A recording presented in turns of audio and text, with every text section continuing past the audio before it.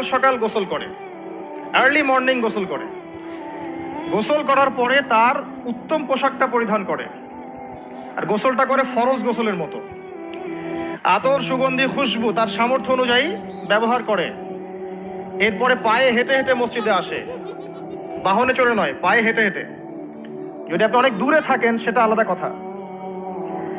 এবং ইমামের কাছাকাছি বসে। মসজিদে আসার পরে যতটুকু সম্ভব হয় সুন্নত পড়ে নিল, নফল পড়ে নিল, এরপর ইমামের কাছাকাছি এসে বসলো। ইমামের খুতবা শ্রবণ করে মনোযোগের সাথে। খুতবা শ্রবণ করার সময় কাউকে কষ্ট দেয় না। কাউকে কষ্ট দেয় না মানে হচ্ছে যে কেউ কথা বললে তাকে এতটুকু বলে না যে তুমি চুপ করো, কোনো কষ্ট দেয় না। ইমামের খুতবা শ্রবণ করে, নামাজ পড়ে ইমামের সাথে।